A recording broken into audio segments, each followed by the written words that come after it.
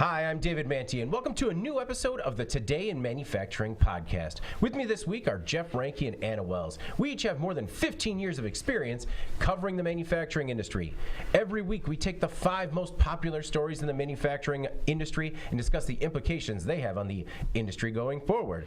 All right, before we get started, please make sure to like, share, and subscribe to the podcast. You can also help us out a lot by leaving the podcast a positive review on whatever platform you use. Finally, if you want to email the podcast, you can reach any of us at Jeff, David, or Anna at in.com with email the podcast in the subject line. We're also live every Friday, as we are now, because it's Friday. So just subscribe to us on YouTube at IEN Magazine, and you'll get a notification so you can meet us now on every Friday. Anna, how you doing? Fine. How are you? I don't know. I'm feeling a little punchy. This is like seems to be. I'm like we're running into the last few hours before I go on vacation, and so it's just like I'm here, but you know. You're on every Friday. Yeah, on every Friday. On every Friday. Except next Friday, because you'll be on vacation. I'll be on vacation. Yeah, but I mean, we're talking about like day 10 of family, so you might maybe come back. I'll be back. Jeff, how you doing? I'm great, David. That's good. That's good. You're always great. That's good. I'm a lucky guy. All right. Well, before we get started, we have a word from our sponsor. Oil Eater's household cleaners, industrial cleaners, and industrial equipment are specifically designed to replace dangerous solvents and are used throughout the world. Our safe water-based formula dissolves grease and grime for almost any surface and leaves a fresh, non-chemical scent. Our ultra-concentrated formulas are perfect for light, medium, or heavy cleaning and can be used on shop floors, in parts washers, to clean equipment, and more. VOC compliant, Oil Eater will do an excellent job in a multitude of applications, safely and cost effectively, while reducing your chemical usage. Safe for the user, safe for the surfaces being cleaned, and safe for the environment. For more information, visit oileater.com or call 800-528-0334. And we're back. Before we get started, just a reminder that if you click the link below, get yourself a free sample of Oil Eater. That's our sponsor, Oil Eater. Oil Eater. All right, our first story this week brought to you by Oil Eater. Lego to build $1 billion factory in Virginia. The Lego Group plans to invest more than $1 billion in Chesterfield County, Virginia. The company is building a 1.7 million square foot facility that will employ more than 1,700 people who will mold, process, and pack Lego products. The factory will be carbon neutral, as 100% of its day-to-day energy needs will be matched by renewable energy generated by an on-site solar park. Construction will begin this fall, with production starting in 2025. In the interim, a temporary packaging site will open in an existing building nearby in early 2024 and create 500 new jobs. This will be Lego's 7th factory globally. The company has a nearby manufacturing site in Monterrey, Mexico, that primarily supplies the U.S. market. That location is also going to be expanded and upgraded. Lego factories will also expand in Europe and China, with another new factory also slated for Vietnam. Jeff, things be good for the brick makers. Yeah, this is cool. It's interesting, though, when you look at this type of project coming underway, I think we view it differently now than we have in the past. At least I do. When we see them wanting to hire 1,700 people and even 500 people in the short term. Previously, it'd be like, that's amazing, that's fantastic, great economic development opportunity for this area. Now you look at it like, that could be a huge challenge. Manufacturing is having such a tough time luring people to come into the facilities. This location as well has like a 2.4% unemployment rate, so way below the national average. So people there are in pretty good shape. There's also a couple of larger food manufacturers right in this vicinity. So food manufacturing, as we've seen from some of the strikes that have been occurring lately, don't typically pay as well. Yeah. Lego isn't, I would say, on the upper tier, but they're very fair in their payment when you look at what they do. So it could also create some competition there between these different industrial entities. The other thing that's interesting was with all of the renewable elements, I think you're going to get into that a little bit more. They want to do a lot of renewable energy on site here at this facility as part of the build. And it kind of flies in the face of what the governor there has done. Essentially, Virginia, right before the latest governor came in and was elected, they signed a cap and trade deal. They're part of a consortium with 10 other states where basically, and kind of just shortening up what it is, they can produce so much CO2. After that, they're essentially asked to buy a permit to create more CO2. Now, when they have to buy these permits, which, I mean, essentially it's a fine, but that money then goes into a fund to help generate more renewable energy for the grid in these states. But in the meantime, in order to finance these credits or these permits that they have to buy, energy prices go up. So one of the things that LEGO kind of called out in building this facility is saying, yeah, despite what the Virginia governor thinks, we see renewable energy as a way forward. So it'll be interesting sort of on those two fronts, see can they get enough people in there, and how does this whole renewable energy thing that they're trying to really champion at this location, how does that turn out in light of sort of the political environment there in Virginia? If a job is dollar for dollar the same, do you think a potential worker chooses LEGO just on cool factor? I would. Yeah. I mean, to be honest, I mean, there's other things that go into it in terms of what you're comfortable with, commute, all that sort of stuff. But if all things being equal, so some of the other ones, oh boy, who was it now? I think it was a, the names escape me now, some of the larger food processors that are in the area. But I mean, those facilities, that can be tough just from a working environment perspective. We're talking about deboning chicken or making bricks. I think it's more like condiment type elements. Sorry, it's okay. I mean, I would be, a little more attracted to like a ketchup making position. That's true. Anna, what were your thoughts on, LEGO coming to the U.S.? Yeah, it's exciting. I was surprised to see that they only have 7 factories, honestly, worldwide. But there's so much good to talk about here between the jobs, the carbon neutral status, the fact that it's his first U.S. factory. But the other exciting thing for me is just the product, like you said, the cool factor. LEGO's really kind of jumped on the whole educational aspect of their toys over the years, and as the term STEM or STEAM has kind of become common vernacular, they've sort of, taken to the bandwagon there in a good way, I think, and created... Or led it. I think they've led part of that charge. For sure, because they're creating these learning systems with their toys that are being utilized in schools now that focus on tinkering and creative building. And the idea here is not only, I think, to bring skill development, but also interest at a young age in these applications that are considered both trades, like building and maintenance, but also like design. They're finding ways to apply coding principles through these LEGO Mindstorms solutions. Yeah, I think it's LEGO Mindstorms. Okay. Yeah. I've never used these, but I do think that they're very interesting in terms of like how they're being utilized by kids, and so it's just sort of it's a $1 billion facility that is bringing a product that's kind of exciting and of value to society, which you don't always get that, right? I mean, here we are arguing about like, I don't know, the smell of a pork processing plant or whatever, just there's so much stuff that people take issue with, and from a environmental or a moral standpoint that creates all this dialogue and stuff when these plants set up. But I don't think there's a lot of LEGO haters out there. No, not a lot of LEGO haters. One thing I thought was interesting, because I was thinking about, you think about now everything through the lens of, are we on the cusp of a recession? You think about toys. Is this an ancillary expense? Does this stuff get, pushed out of people's budgets? Legos are expensive. But if you look back at how LEGO actually fared during the 2009 recession, they posted like record sales and profits during that time. They expanded during that time, and so they were essentially dubbed sort of recession proof based on that. So we'll see if they are impacted by sort of this economic slowdown that people are kind of anticipating. LEGO might just do fine. I have to say that I'm constantly surprised by the like LEGO Nation or LEGO Army, because it is not just a toy for kids. It is everything up to, I mean, it's kind of like the next generations, like how our grandparents used to do puzzles. Like now, the new grandparents, they're doing LEGO sets, building LEGO sets. Like, and we're not talking like small ones. We're talking like like tens of thousands of pieces to make the Frozen castle.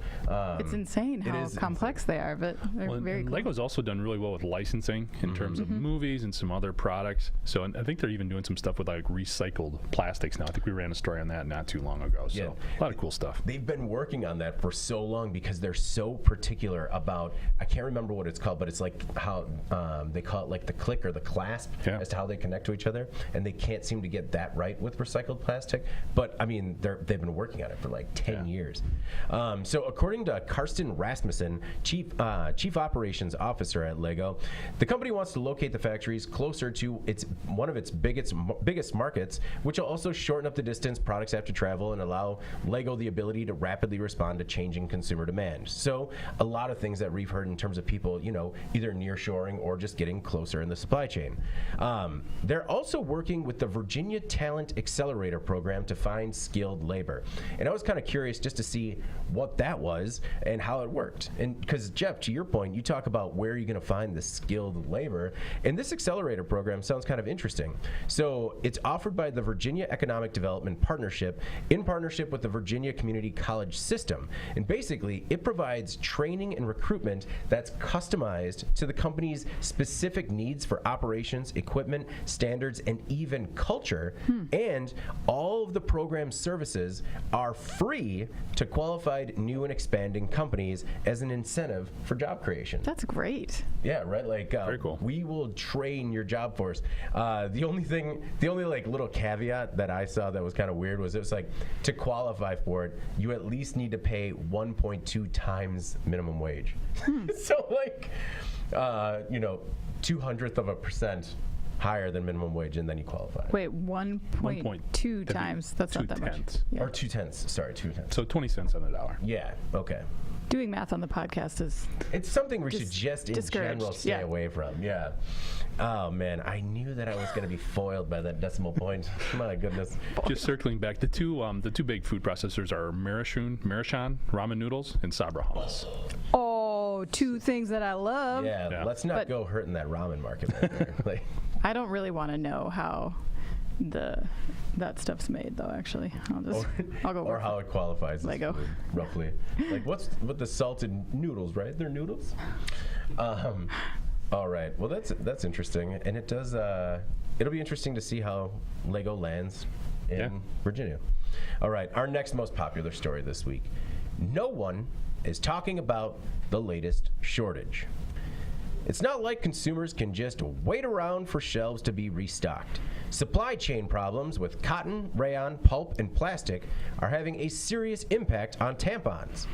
The materials have been diverted to other medical products, like personal protection equipment. Multiple factors are at play. For example, the war in Ukraine is shaking up the fertilizer industry, and a drought in Texas is impacting cotton harvests. Unlike the toilet paper shortage before it, women can't just wait for these products to make it to market. When pressed on the issue, Procter & Gamble, which owns Tampax, blamed Amy Schumer. But it was more of a humble brag, as the comedian started doing Tampax ads, and demand has been up 7.7% ever since. So, I mean, a credit to her brand power. But Playtex and other brands are also having the same problems. Jeff, for me, as a person that does most of the shopping in the home, I saw this coming months ago, and I was kind of surprised that this was something nobody was talking about, because I feel like I was having this conversation a while ago. Well, I live with 4 women, and I was completely unaware of it because I don't buy tampons. Oh, okay. That's something they take care of. So, and I think that is part of this, and I feel like we need to say tampon as much as possible just to get past like the supposed taboo nature of the topic or something. Get it out there. That was my first job, was stocking tampons. So, I mean, you always talk about all the jobs that I've You've had every job. Yeah. Of course, this was your first job. This was my first job. Just like, you know what a sophomore in high school needs to do? Stock tampons in front of all of his friends. There you go. That's how you get a thick skin. Anyway. Jeff. Yeah, follow that one up. You can see it, like, unlike gasoline or some of the other supply chain shortages, toilet paper, you're looking at about a third of the population that actually buys tampons. When you look at half of them being women, and according to the article, 40% of women are buying these products. So I think that is one of the reasons we're not talking about it as much. Obviously, that's still a huge amount of the population, but it's not everybody like some of those other things. So that does play part of it. I think one of the things that I learned in looking at this is the cotton situation, how real that is with that drought and where it's produced. It's not produced everywhere in the U.S. You can't grow it everywhere. So with that drought hitting Texas, that is huge. And I think what that's created is not only a shortage, but also a huge competitive issue on the marketplace. I was not aware of all the things cotton is used for outside of simple textiles. We're looking at fishnets, coffee filters, book binding materials, money. They make U.S. currency using cotton. Whoa. Cottonseed oil has become big for a lot of restaurants for cooking. It's also used in packaging and biofuels. So cotton itself is in huge demand just for all those other areas. When there's a shortage, obviously it becomes more expensive, more limited supply, becomes more competitive. So yeah, you can see why this is an issue. I'm not sure what the solution is, to be honest, but it is something that needs to be addressed without a doubt. It might only directly impact 40% of the population, but to think it doesn't impact everybody, Jeff. Well, I think you're in the minority, David. I don't think most husbands buy their wives tampons. Oh, no. Most husbands don't, but I mean, but they're all impacted by that scenario. Well, I was not aware. Like Oh, I yeah. said, I didn't No. know I just, I know that you can maybe know you didn't know about the shortage, but everyone knows that if this is a problem, there's more than one person that's not happy. Anna, your thoughts on the tampon shortage? Yeah, I mean, I think there's never really been a time, like shortage or not, that people really want to talk broadly about feminine hygiene products. So the closest we came really was there was some debate a few years back that came to a height, I guess, about whether it was reasonable for these products to be taxed or not, when they're in fact a basic requirement for so many girls and women. And I think that discussion was greeted with some of the same feedback, certainly that we talked through in this article, which is that some men who are holding the decision-making power here don't understand how expensive these products are, how necessary they are, how lack of access can really turn into an issue of both physical and mental health for people. And once again, it's those who have lower incomes that are going to be impacted the most because they can't afford to visit 7 stores. They can't afford to pay for Prime membership or $5 shipping on a $12 product, So if you add that wrinkle to the already dire statistic that 1 in 4 don't have access to menstrual products already due to poverty, I think it's a very important issue, and I'm glad that it's getting some attention. So when people suggest that sanitary products be required in schools or made free in schools in their bathrooms, I don't think that's the time to start wailing about handouts. Agreed. Personally, this is a biological issue that needs to be addressed, and it's a stress that I don't think a teenage girl needs to carry when she's just trying to get through the school day. Yeah. Is it something she can afford or not, if it's available or not to her, Yeah. So I do think that there's a lot more discussion beyond this shortage, which I hope is temporary, but to Jeff's point, who knows how long this could go on, especially with the climate impacting this availability of cotton. That stuff may not be going away at this point, so I know there are a lot of reusable and recyclable type products that are available now that may get a boost from this situation. But again, I think the overarching, point here is that people need to become comfortable talking about this because it impacts a lot of people. Well, and you mentioned school children in particular, but this is not something that any woman at any level should ever be stressed about because it is a basic need. I agree. And I mean, to some of the points that have come up earlier, that shouldn't be taxed, that, and honestly shouldn't be so expensive.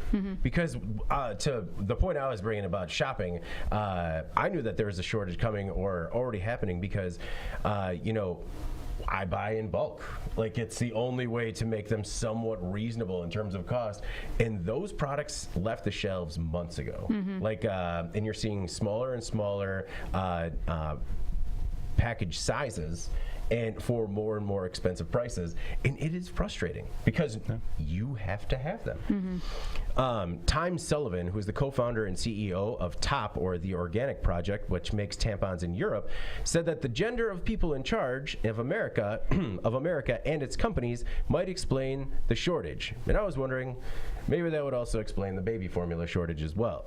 The average price for tampon products saw a 9.8% jump in cost as of May 28th, and that's according to Nielsen IQ. Now, Edgewell and Procter & Gamble both believe that the shortage will only last a few weeks, so hopefully there's a silver lining. Kimberly-Clark is kind of an outlier, saying that its U brand by Kotex is fully stocked, and so they didn't elaborate as to what they did to prepare or be in front of it. But I mean, at least the shelves aren't barren yet, anyways. Yep. All right.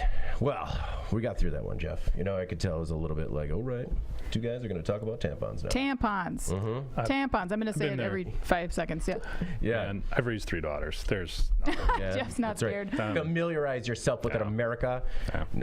All right. Our next most popular story. Ford tells dealers to stop selling Mustang Mach-E. A possible safety risk with Mustang's Mach-E crossovers could render the vehicles immobile.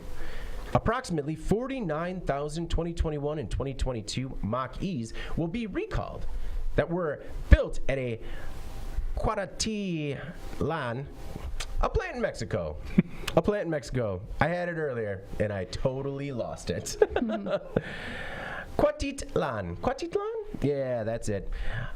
Nailed it. The problem is in the vehicle's high voltage battery main contactors, which could potentially overheat and result in a malfunction that causes the car not to start or lose propulsion power while in motion.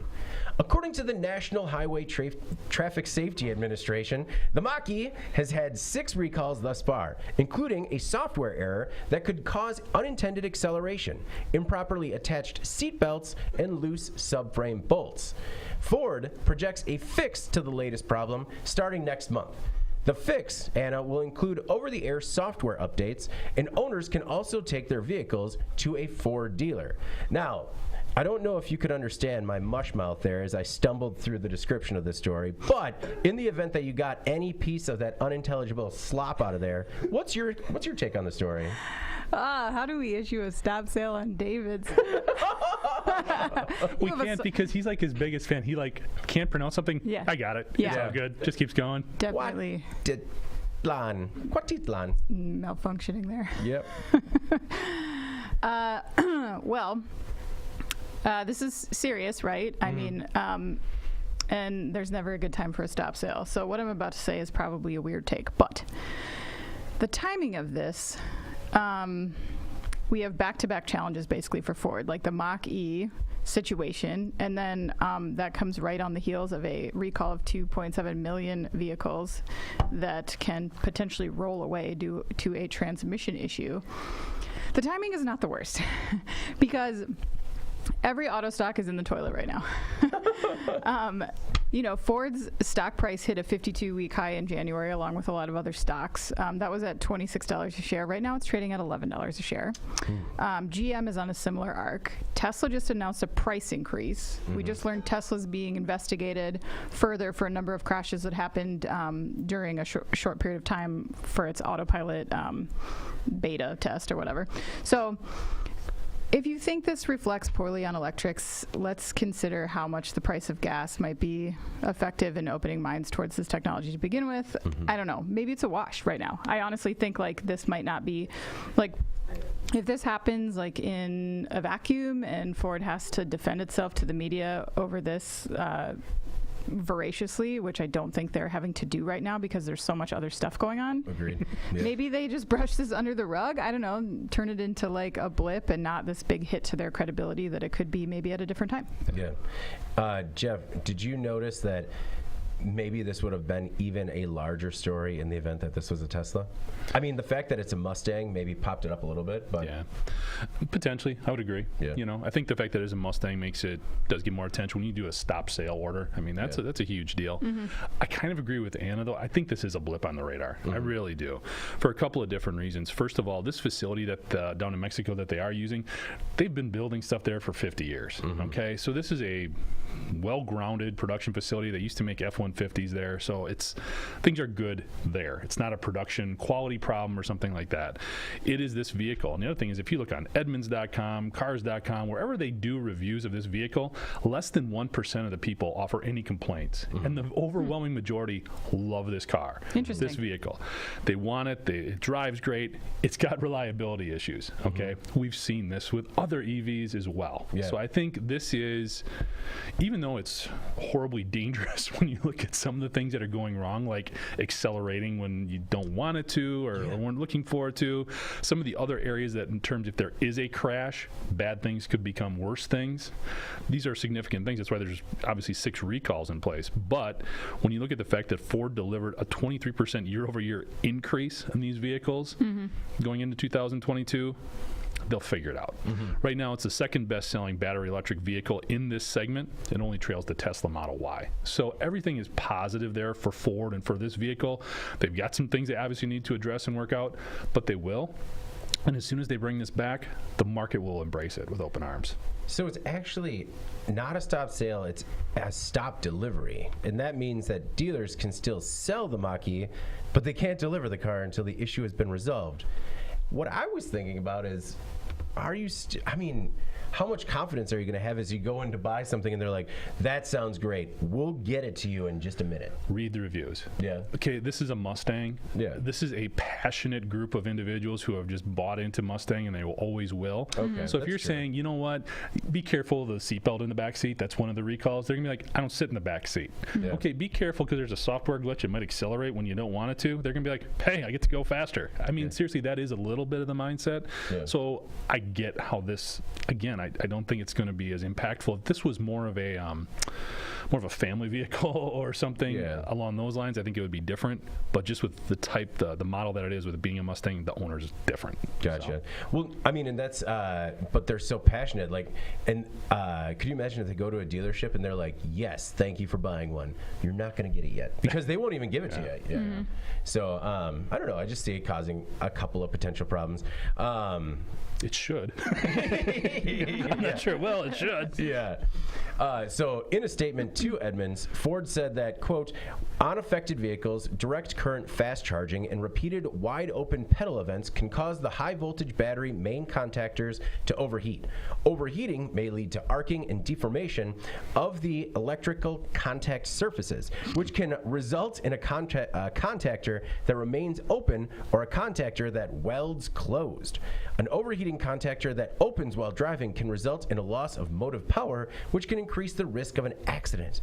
And when I just hear of anything arcing in a car, that just sounds dangerous. Yeah, why did they say arcing in this statement? I feel like that's too much. There's no welding going on here, is there? They're finally, as a company, just being upfront about exactly what's happening. Yeah. And it's, maybe it's refreshing. Loyal listener Seth says, Stanger's gonna stang.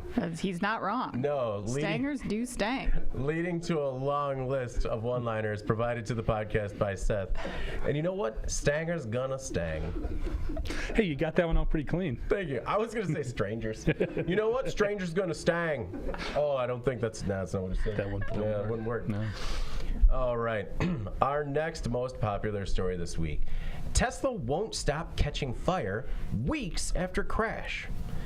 A Tesla Model S in California was sent to the scrap heap after being heavily damaged in a crash.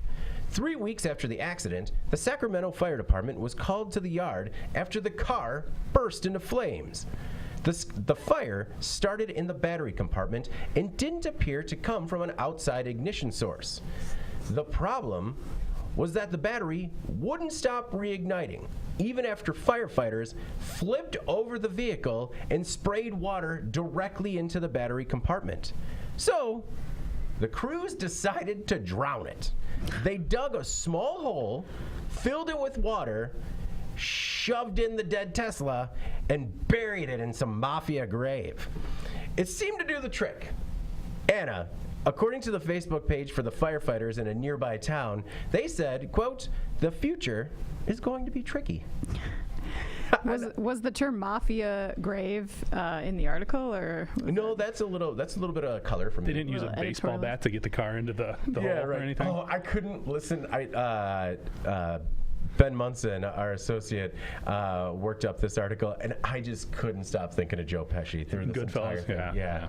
It's so bad, and it's just, I'm sorry for anyone. Now I can't. Yeah, I know. Well done. No, Anna, they did not say that, but I mean, I think in the moments where they're like, you know what we got to do? We got to bury it. we gotta bury it? No, it was appropriate. So while I'm not sure that Ford story is going to have a marketing impact on the Mach-E, this story might. I don't know, simply because it was so sensational. Yeah. I think in this case, it's easy to look for someone to blame because that always feels like the quickest avenue to a solution. The first responders are definitely doing the best that they can here. I think that's clear.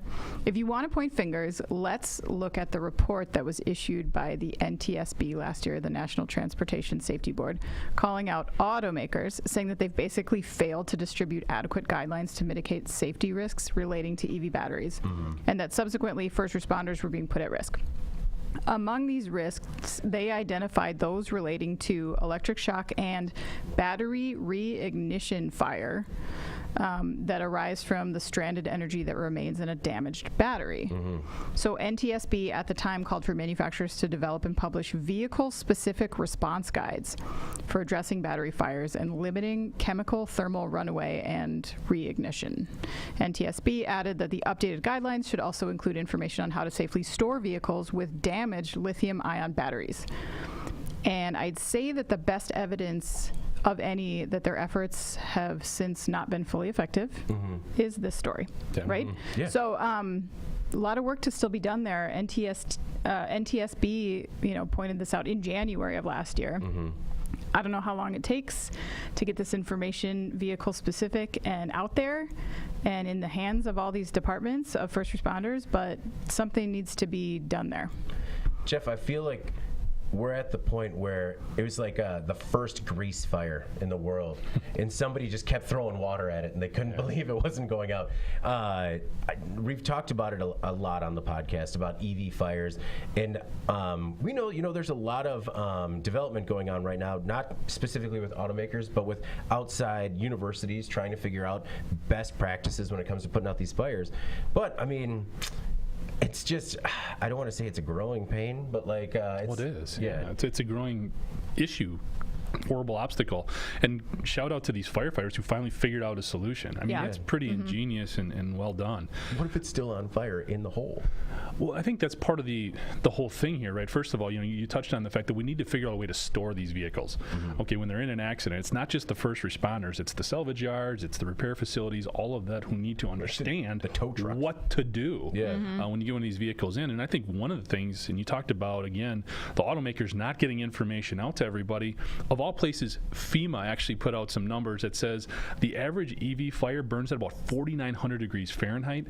That's more than 3 times hotter than a traditional, like a combustion engine fire. Yeah. So if you're a first responder, if you're a firefighter, and you're used to getting a typical response from water, and you realize you're going to need basically 3 times that amount potentially just to get this thing cooled down, and that's not even talking about reigniting potentially down the line because all these materials are still there. Everything you need is still there for the fire to begin. We do need to come up with better operating steps in order to handle this stuff.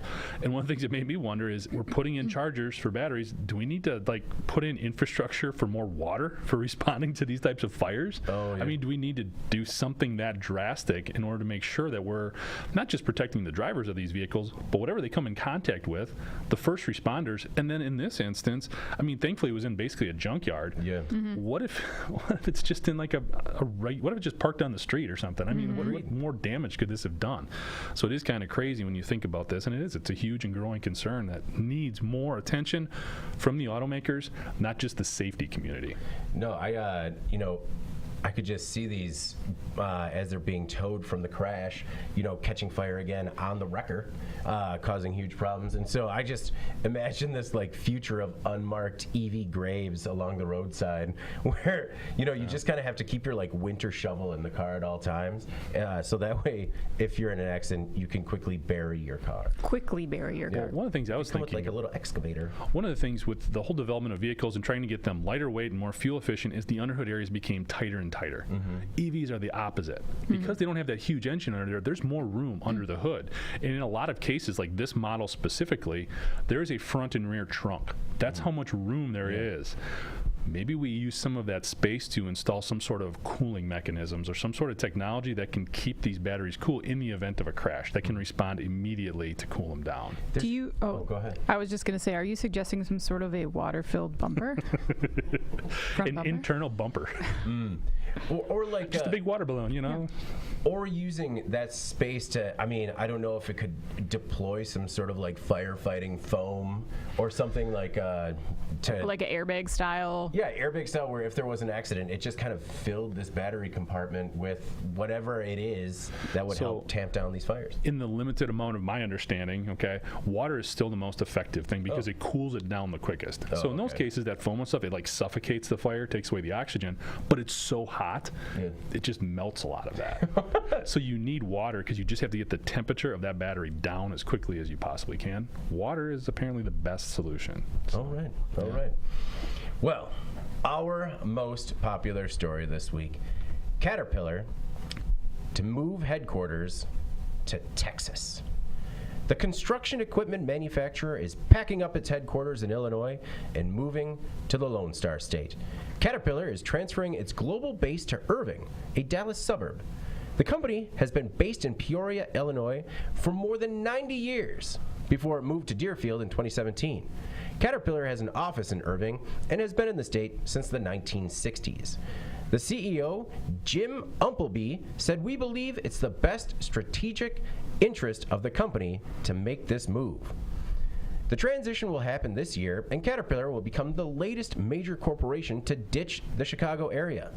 If you remember last month, Boeing said it was moving to the Washington, D.C. area. I think the bigger story, Jeff, is every company moving to Texas. Including Tesla, Oracle, Hewlett-Packard, and many more that are particularly leaving California. Yeah, I think this is pretty straightforward, to be honest. There is lower operating costs in Texas compared to some of these other geographies, especially California. Okay. Now, this is far enough outside of Chicago that it's not as bad as some of the other places, like in Cook County, but it's still more expensive. It just is. And the other big thing is Texas has no personal or corporate income tax. So if you're making a good salary, like you would assume somebody's working at Caterpillar's headquarters is, that's a pretty nice benefit for your employees potentially to not have that personal income tax. Now, Texas compensates for it in other areas. There's higher sales taxes in some things, but just this area that they're going to in Irving, which I think we know best from like the Cowboys actually play in Irving, it's just a less expensive place to operate. So if you've got that many people in that area, less taxes, less overhead, more appealing potentially. Plus it also, I was looking at a stat here, in terms of future employment growth, it's got like a 12% increase over Deerfield, Illinois when you look at Irving, Texas. So there's potential if you're looking to grow operations there and have more people at your headquarters, it does offer some opportunities there too. Do either of you know what it takes to move your headquarters? Is it just that you change the mailing address, or do you need to have like specific operations to call it your headquarters? That I don't know, but it'd be pretty easy for them to do. They already have a facility there. Yeah. And if you look at what's happening here, it's got a lot of press, and CAT employs a lot of people. They're moving 230 workers. That's it. Meanwhile, they continue to employ 17,000 workers in Illinois. But as Jeff mentioned, this will save CAT some tax dollars, and it's probably an easier logistical move than to move a factory. That'd be a lot more difficult. And if you look at the remote work situation, it's possible that it's easier even now for them to do this because maybe some of their key executives don't have to move. Maybe they can continue to work remotely, and they, their roots in Chicago, but just get paid in Texas. So it's clear. So Reuters reported that Caterpillar said that they did not take any incentives to make this move. That doesn't really surprise me because it's not like they're creating jobs. They're not saying they're creating jobs. They're only moving a few jobs. But as Jeff said, there are probably some reasonable tax implications down the road. So when you don't have to pay taxes on your profits, that's pretty appealing. Yeah. Well, I do believe, so if you did still telecommute from Illinois, I think you still have to pay Illinois taxes, even if you're working a Texas job. Is that true? I think so, because I believe it's because it's the state of Texas. So if you don't, when you pay your taxes. I see. So you have to be a resident to get that tax break. That makes sense. So. Yep.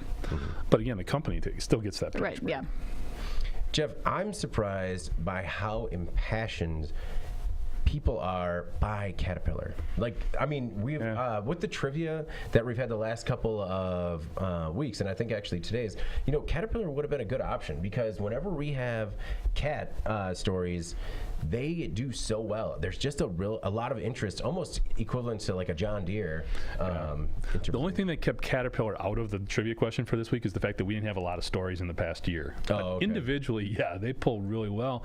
I think it just sort of goes back to the fact that it's U.S.-made machinery. It's the stuff you see that's doing road work and building buildings. And I mean, going back to playing with Tonka trucks and stuff when I was a kid, it does have that appeal. I think that's just, again, just sort of one of those iconic American manufacturers that everybody feels good about and wants to know what's going on. So Dropbox CEO Drew Houston and Douglas Merritt, the CEO of Splunk, are also new residents of Texas. Splunk is a data company. Thank you. Yeah, no problem. I was just like, man, this has got to be a small company. Oh, Splunk, no, about sure. 7,100 employees. They do like IT, data, cybersecurity. But one stat that I thought was interesting, more than 687,000 Californians have moved to Texas since 2010. 13% of new Texas residents are from California. I mean, you can see it, right, with the personal income tax thing. I mean, California is rough. Well, it has to be a windfall for a person doing the exact same thing to move to Texas. Well, especially, and I closed the window, but like just the price of a home, when you looked at Deerfield, Illinois, and I'm sure if you could definitely relate that to any place in California versus Irving, Texas, I mean, it's $100,000 difference in terms of just buying a house. No, it's definitely going to be a different lifestyle for anyone willing to make the move. Get a hat, get some boots. I think that's all you have to do. I think actually you get that as you cross the border with your U-Haul. Just like they're just like, here you are. I don't approve of the stereotype, Anna. I think we need to be more sensitive to that. I do. Yikes. Okay, Jeff. Well, before we get down this free boots and hat discussion, let's move on. That's the one thing I've said that's offended you in my life. Just now. Just now, the hat and boots thing. That's the one today. Okay. All right. Well, no, before we move on to, in case you missed it, we have another word from our sponsor. Oil Eater's household cleaners, industrial cleaners, and industrial equipment are specifically designed to replace dangerous solvents and are used throughout the world. Our safe water-based formula dissolves grease and grime for almost any surface and leaves a fresh, non-chemical scent. Our ultra-concentrated formulas are perfect for light, medium, or heavy cleaning and can be used on shop floors, in parts washers, to clean equipment, and more. VOC compliant, Oil Eater will do an excellent job in a multitude of applications, safely and cost-effectively, while reducing your chemical usage. Safe for the user, safe for the surfaces being cleaned, and safe for the environment. For more information, visit oileater.com or call 800-528-0334. And we're back. And before we get started with In Case You Missed It, just a reminder that you can click the link below and get yourself a free sample of Oil Eater. You know what? Actually, probably don't click any links right now if you're in our live feed. Maybe just give it a minute. Go to the description specifically. All right. Now, in case you missed it, the stories that maybe weren't as popular on the website, but still stand to make a big impact on the industry going forward. I'll go first this week. I did a story on a startup that wants to power the entire U.S. grid with, quote, fancy regenerative winches. not wenches, as we had a horrific typo for a minute, but that the readers on our website certainly had fun with. Just like, whoa, what kind of wenches do we have fixing the grid? But that was addressed in short order. So, Renewwell, and it's Renewwell Energy, is a new startup that created a mechatronic conversion system called Artemis Prime. And it takes inactive gas wells and turns them into mechanical energy conversion systems. Basically, big mechanical batteries. They have a weight at the top of the well that is dropped down the tube. It's controlled with a wire rope or cable which pulls a winch attached to a motor generator. As it descends, it's making power. It's like a big mechanical battery, like I said. But it's more like a hydroelectric dam than a lithium-ion battery that you think about. The prototype is 20 feet long, 7 feet wide, weighs 5 tons, and can expand to become 40 feet long.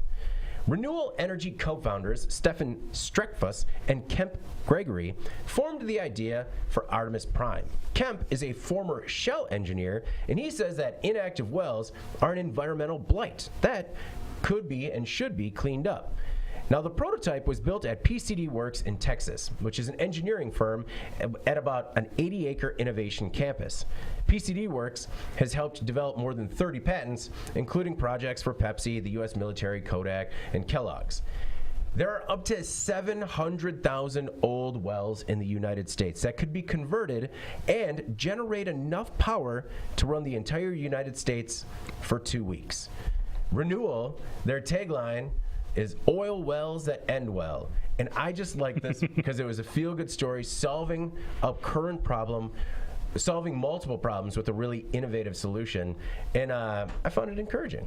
I don't know, did you get a chance to check this out, Jeff? Yeah, so what's holding them back right now? Is it just the cost?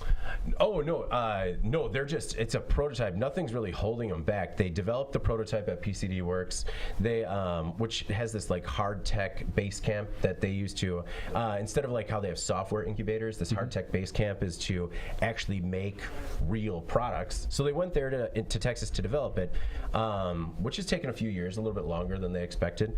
And now they just got some grant funding, some millions of dollars to really make it real, a reality. So I would say nothing is holding them back right now, as they seem to be in a perfect spot right now where both people from the oil industry are calling for this, and that new infrastructure bill just came through, and there's a lot of funding available. So nothing's really holding them back, and I find it very encouraging. No, agreed, especially when you can take something that's in place and basically just not being utilized and make it prosperous. I mean, this is where you wish like Musk or somebody like that would look at this instead of trying to buy a social media outlet or figure out how to manufacture on the moon, okay? Jeff Bezos, like, this is real. This solves a problem right now, especially when we look at the grid and we want to put all these electric vehicles out there. We're going to need stuff like this. So I think it's awesome. Yeah. Anna, did you have a chance to check out the story? I did, and I agree. It's very cool. These inactive wells are huge producers of like leaking methane, which is terrible for the environment. And it's not. You can't stress enough how bad these are for the environment. They also contribute to like groundwater contamination, and a lot of oil companies, they just like cap them and leave, but that's not an effective way to keep this stuff from happening.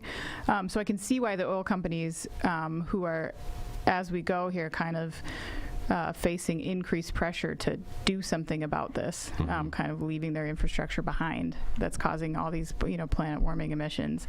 So for them to have a solution right at hand that could be utilized, I think that we will see this actually hit the market and be utilized well. So that's exciting. Yeah. You guys are doing it, Stefan and Kemp. Keep going. Hooray. Yeah.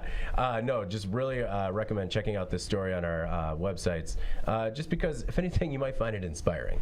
Anna, what's your in case you missed it this week? Okay, so the California Supreme Court on Wednesday left intact a ruling that allows customers to sue Amazon for failing to warn buyers that some products it sells may contain hazardous substances. So the court basically denied a request by Amazon, who was hoping to have an earlier court's ruling overruled, saying that Amazon was violating California's Prop 65. And that requires companies to warn consumers about products that may contain chemicals that are known to cause cancer, reproductive harm, birth defects, stuff like that.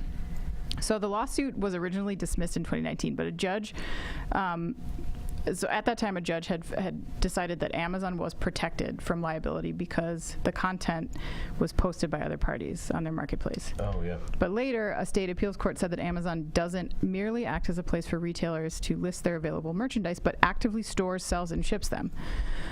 So they gave the example of a drugstore that sold these same items would also be required to issue Prop 65 warnings in California. So I thought this was interesting because it could really have some big implications for marketplaces or even drop shippers or anyone along the supply chain that serves a more integrated role. I happen to agree that Amazon blurs the line a bit with its Prime badge. It makes it hard to distinguish where these products are coming from. And if they want it that way, then they can't have their cake and eat it too, in my opinion. The article points to this skin lightening cream that was at issue here, and they say some of the products produced by third parties but sold on Amazon contain mercury levels that were thousands of times the U.S. federal legal limit. Oh, my goodness. Yeah. So I don't know. Mercury? Yeah. It's like the worst one. It's not good. Yeah. So I don't know. I think this ruling is another necessary pressure that needs to be applied to Amazon specifically to better police its marketplace and verify that its sellers and its goods are the real deal, because it's been documented how easy it is to sell counterfeit goods on Amazon. Yeah. Goods that are being sold against the wishes of the manufacturer, so they only sell direct, and suddenly their goods are appearing on Amazon. Yeah, stuff that's been recalled, discontinued. Recalled. One study found that they pulled a bunch of products out of the dumpster, sold them on Amazon. They got sold, drop shipped via Amazon, put a Prime badge on them. I mean, so I use Amazon. I've gotten a lot more careful about what I will buy from Amazon. And this isn't a specific dig on just Amazon. Marketplaces are difficult to manage. When you have a lot of sellers and you have to create guidelines for them, you need to be able to police that. Amazon is so big at this point, it's become very difficult to police. So I know they do, I don't know if it's the best they can, but they're doing some work on trying to pull products from the site that don't fit their guidelines, and they do have some guidelines in place. But this, I think, will have some implications for them. Once California makes a rule on something, you kind of end up applying that universally in many cases because they have such a big population. So we'll see what happens. Well, you know, Amazon always wants the benefits of these third-party partners, but I mean, and then as soon as some sort of problem comes up, it's like, whoa, that's not our stuff. That's not us. Yep, that's not our stuff. That's a third party. Anna, what's a drop shipper? So, like, if a product is, you sell it on your website, but you never actually take possession of it. Somebody else holds it for you, and they sell it from a warehouse. Oh, okay. I was not familiar with that term. Jeff, your thoughts on the news with Amazon and kind of how they interact with third-party sellers? Look, we preach at all parts of the supply chain for greater visibility and accountability.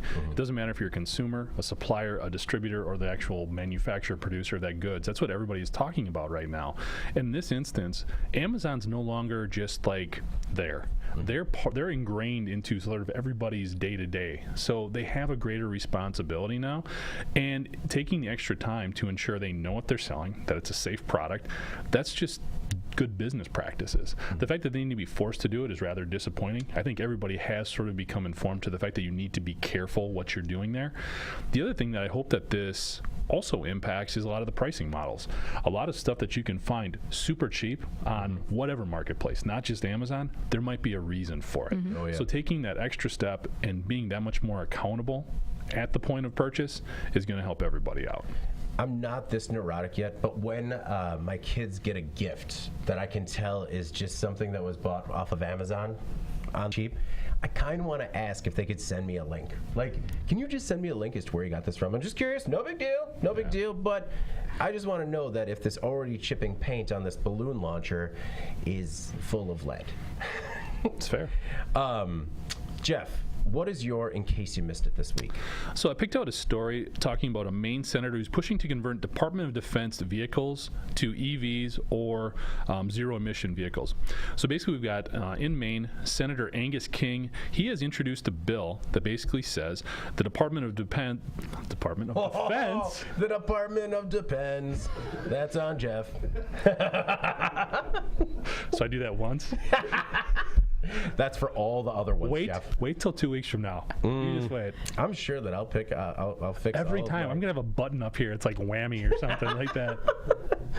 I don't know what you're talking about. Maine Senator Angus King introduced a bill that would ask the Department of Defense to ensure that 3/4 of the non-tactical vehicles purchased by the department would either be electric or zero emissions and made in the U.S. I think this is a great idea for a couple of different reasons. Number one, we're looking at basically getting EVs up to scale. So what the Department of Defense is going to do, whether it's a car, a van, a truck, anything not going out on the battlefield, essentially, 3/4 of that fleet needs to be EVs. So if we're sourcing it from U.S. companies, it's going to help them improve that technology. We've already talked about the reliability for something like the Mustang Mach-E. Ford can use these government fleets to basically help make the product better for the consumer. I think it's a great idea. It's helping to transition a technology that we need to transition and want to transition into the mainstream potentially more quickly. And sort of, it's just a huge pilot program in ways. Now, if you're on a military installation and you're stuck with one of these EVs that is not functioning well, yes, it's going to be extremely frustrating. And trust me, there are tens of thousands of these vehicles that we'd be talking about. But again, bigger picture, if we're putting all of this stock, which the government seems to, in electric vehicles, this is a great way to get sort of the kinks removed, get the automakers up to scale, and also get another collection of drivers comfortable with electric vehicles in terms of the range that they have, the reliability, all that kind of stuff. So I like it. Put your money where your mouth is, right? Essentially, I mean, well, it's more like, I mean, yeah, put your money where your mouth is, but also invest in these U.S. companies that are trying to do the things that you want to. So, yeah. Anna, it reminds me a little bit about when the Postal Service was going through a fleet upgrade. And then, what was it, like only 10% of it had to be EV?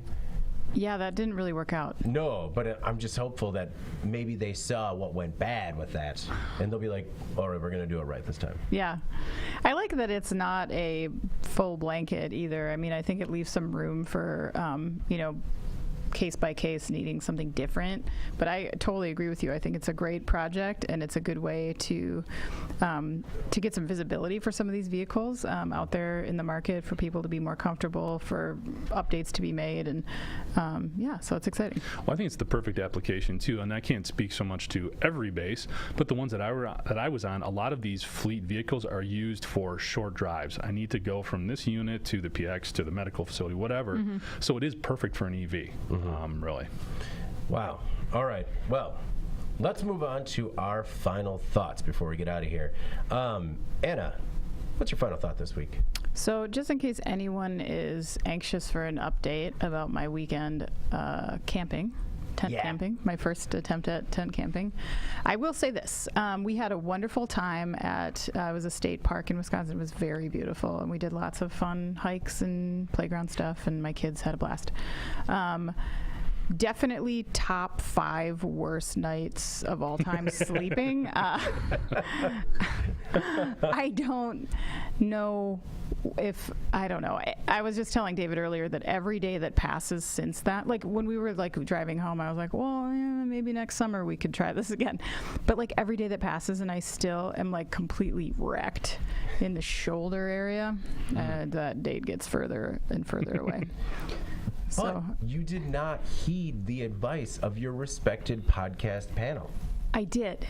What happened was, so there was blow up mats. Everybody had mats. But my 7-year-old daughter, it was pouring overnight, and water came into the tent on her stuff, which, as you may guess, a 7-year-old does not respond well to at 2:00 in the morning. So I gave her my stuff, and then I slept on the ground. And I think my husband didn't realize that was what was happening, because normally he would not like, just let me do that. You know what I mean? Like, and in the morning he was like, wait, what happened? And I'm like, I'm dead now. Like, well, my whole left side is broken. Right. The days of being able to like comfortably sleep on the floor and just get up the next day, those are over. Why is the ground harder than the floor? I don't understand it. It was like the most insane thing. Like, Were you camping in the parking lot? Yeah. It felt like we were camping in the parking lot. It should be, it's summer. The ground should be softer. It should form, It did not form. Nothing formed. When I say heed the advice, what did Jeff say? Jeff said you got to dig the trench. Well, yeah, we didn't know that it was going to rain until the rain was supposed to be done, and then we went to bed, and then it just like surprise rained the whole night. Like, it was clear in the forecast, and then it just poured the whole night. So, but like, what do you do? Dig a trench in the middle of the night in the rain like a psychopath? No, you just, That's what you would do? If you have to. I'm sure that would have made Avery much more calm and feel good about everything. Exactly. Yeah. Hang tight, kid. I gotta go dig a trench. Luckily, you'll have your like EV hole digging shovel right in the car. That's true for when I have to bury my car. Yeah. Just use that to make a trench real quick. Now I know what we can get Anna for Christmas. An entrenching tool. Already lined up. Just need a shovel. Is it different than like a hoe? An entrenching tool? Do you know what a military entrenching tool looks like? It's a small shovel that folds up. Oh, okay. I'm like, no, that's why I said, is it a hoe? Like, it's a shovel. Okay, it's a shovel. Just a small one. Oh, it's the little metal like spades or whatever, so it can like fit in a. Yeah. Okay. I think I know. I'm picking up what you're putting. He has no clue. Shovels 101. Yeah. By Jeff Ranke. Mm-hmm. Entrenching tool 101. Well, Anna, I was so excited for you guys to go camping that we had talked about going camping too, but luckily nature came and gave us our own little camping opportunity this week because we had some storms come through, knocked out our power for several days, and it was like camping as well in a giant 90+ degree Wisconsin hot box. As you're wondering what's spoiling, your kids are crying because like dust is sticking to their skin. Oh my God, they were probably so hot, huh? It was, everyone was hot, but it was actually, it wound up being a lot of fun. There was a lot of like running around with headlamps in our underwear, their underwear, just the kids, and it was, I thought of you immediately the first night as we're sitting there like with candlelights, doing nothing, like kind of just trying to make games. I'm like, this is close enough to camping right now. That is not, no, my experience was nothing like that. It is you worth take noting, that party out to the ground and then call me about it and let me know. It is worth noting, David, you had multiple coworkers who invited you and your family over out of the heat. Oh, I know. It was like the first day was like, because normally anytime we've had a power outage, it's been hours at most. Yeah. And it was just like, what's 17,000 people without power? What are the chances we're going to be dead last? But luckily, after the second day, around like hour 36, I was starting to get squirrely about losing my freezers. And I'm just like, all right, if I lose my freezers, I could justify the cost of a generator. So I went out, bought a generator after softball, to which I would like people to know that generators are surprisingly large and won't fit in a Toyota Yaris. So you took the Yaris to get the generator? I take the Yaris to softball, and then I took to get the generator, and I was just like, I went to try and put it into the car, and I asked, because the store closed at 9. I ran in at 8:56. I called ahead. I'm like, hold a generator for me. And they're like, why are you late? I'm like, because I had to play softball.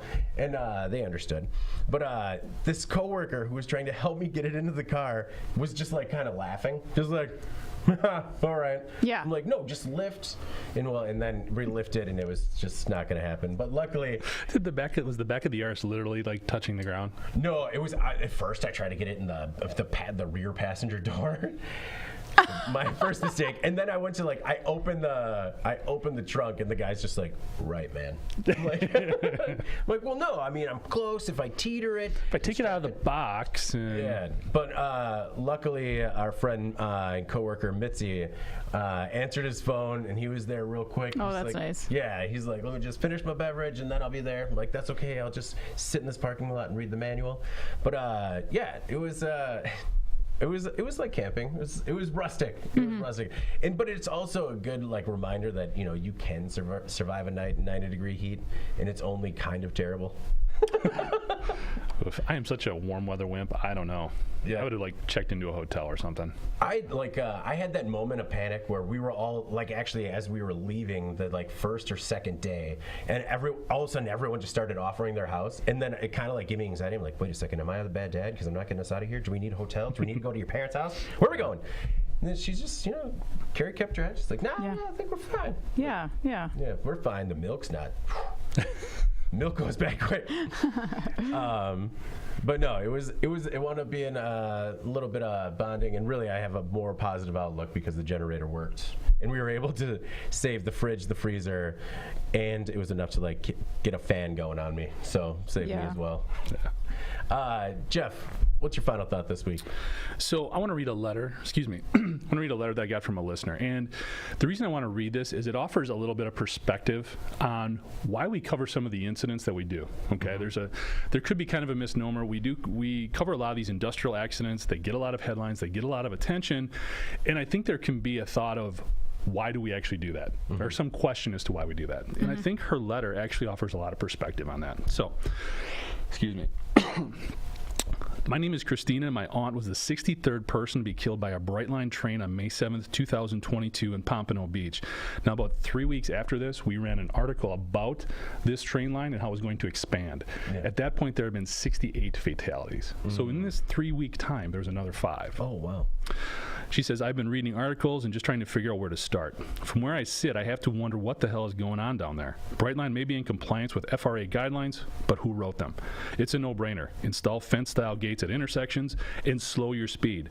Honestly, everyone wants to blame the victims, but no one wants to take responsibility or hold anyone accountable. When you have a high-speed train, don't give people an option to try and get through the barrier. People are dumb. People will always be dumb. Don't allow them to be. Don't give them the option to be. Shame on Brightline and Florida. No person should ever have to think of a loved one's last moments in such a violent way, and no one should ever be made to feel that they don't matter. Why is no one doing anything? My aunt was number 63, and there have been more. She was 54 years old. She made a bad decision, but so did 62, and now 67, other people before her. It didn't occur to someone after death number 20 that this is an issue. I don't want to sue Brightline. I think that you can put the explicative in there that you want. I want to talk to the state and counties that sit back and do nothing. It's not okay. Sincerely, Christina Sage. Now, I wanted to read this because, again, when we look at some of these things that we run on these horrible industrial accidents, it can kind of go back to that old journalistic adage of, hey, if it bleeds, it leads, because it gets a lot of attention, a lot of headlines. And when we talk about this stuff on the podcast, I don't think we ignore the tragedy of it, but we tend to talk about it from a topical perspective and what could have been done, what should have been done, what does this mean for the industry. And this is why we do these stories, because they need to be brought to light. People need to talk about these things. Just because they're somewhat graphic and tragic doesn't mean we're taking advantage of those situations. We present these stories so that individuals like Christina's aunt here can have their story told, so that people know about it, so that we can hopefully get better and prevent this stuff, because people don't want these types of headlines. So I just wanted to offer some thoughts there, because we've received some criticism on why we run so many of these types of articles and why we're always talking about these types of articles, and are we looking for them just to get page views? No. There's a story to tell, and there's a reason why we continue to tell it. So that's why I wanted to read this, and I appreciate Christina allowing us to read this on the podcast. Yeah, very well said, and thank you for Christina for sharing that. Yeah. In a somewhat awkward transition, I don't know if you guys wanted to comment any more on that, but...